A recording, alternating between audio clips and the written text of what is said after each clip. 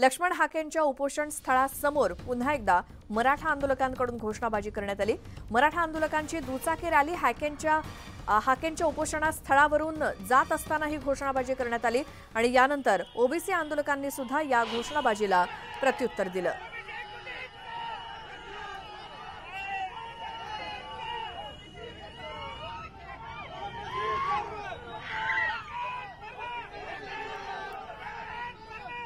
या संदर्भात आपण बोलणार आहोत। ओबीसी आंदोलक लक्ष्मण हाके आपल्या सोबत जोडले गेलेत। लक्ष्मण हाकेजी, तुमचं ज्या ठिकाणी आंदोलन सुरू आहे त्यावेळेला मराठा आंदोलकांची जी काही रॅली चालली होती, काय घडलं त्यावेळी? खरं तर आमचं उपोषण सुरू आहे, तिथून रॅलीनं यायचं आणि घोषणाबाजी करायची, हे दहशत माजवण्याचा प्रकार जरांगेकडून होतोय आणि आम्ही एक वर्षभर हे सहन केलंय ओबीसीनी। पण आता इथून पुढे आम्ही कुणाचीही असली आरेरावी आणि दहशत सहन करणार नाही आहोत। जशाच तसं उत्तर या जरांगेला आम्ही देणार आहोत।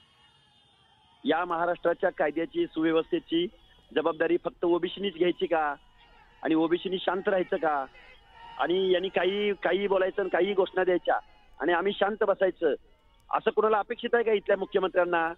त्यामुळे ओबीसी सुद्धा जशाच तसं उत्तर देणार। महाराष्ट्र काय कुणाच्या बापाची जहागिरी, वतनदारी, मालकी अजिबात नाही। महाराष्ट्र सुद्धा 18 पगड जातींचा महाराष्ट्र आहे।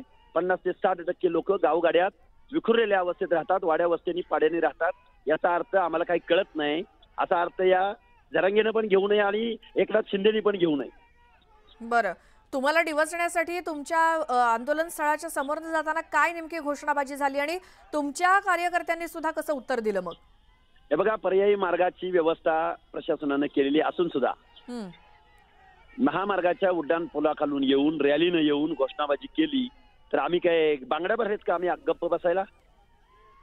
अरे आम्ही सुद्धा शूरवीरांची अवलाद आहोत। आम्ही अशी युद्धबिद्ध लपून छपून नाही खेळलेली। राजस्थानच्या वाळवंटात नर्मदा नदीच्या तीराच्या पलीकडं हे मराठी साम्राज्य नेण्याचं काम होळकरांनी केलंय। त्यामुळे आम्ही शांत आहे, याचा अर्थ आम्ही काहीतरी तुमचा सहन करावा असा नाही। आम्ही सुद्धा जशाच तसं उत्तर देणार। बरं, आता तुमचं देखील उपोषण चाललंय, तिकडे देखील उपोषण चाललेलं आहे, मात्र आता तुमची काय पुढे भूमिका आहे? तुमच्या कोणत्या प्रमुख मागण्या घेऊन तुम्ही आता बसलेला आहात आणि काय अपेक्षा आहेत? आम्ही हैदराबाद गॅजेटच्या विरोधामध्ये आहोत। आम्ही खोट्या कुणबीकरणाच्या विरोधामध्ये आहोत।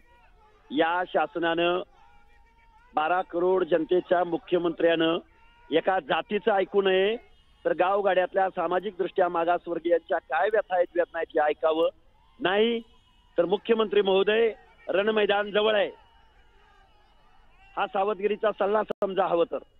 बरं, तर आज आणखी कधीपर्यंत हे ओबीसी विरुद्ध मराठा असं चालणार आहे महाराष्ट्राला? जोपर्यंत शासनाला आमच्या मागण्या कळणार नाहीत तोपर्यंत हे चालूच राहणार आहे। बरं, लक्ष्मण हाकेजी, धन्यवाद, तुम्ही न्यूज 18 लोकमतशी बोललात त्याबद्दल। मात्र ज्या ठिकाणी त्यांचं उपोषण सुरू होतं तिथेच मराठा आंदोलकांनी अगदी दुचाकी रॅली काढली आणि पर्यायी रस्ता उपलब्ध असताना सुद्धा मुद्दाम होऊन आमच्या आंदोलनाच्या समोरनं जाण्याचा प्रयत्न केला आणि घोषणाबाजी केली असा आरोप लक्ष्मण हाके यांनी केलाय। मात्र आम्ही काही गप्प बसणार नाही, आम्ही देखील जशास तसं उत्तर दिलं असं लक्ष्मण हाकेंनी म्हटलं।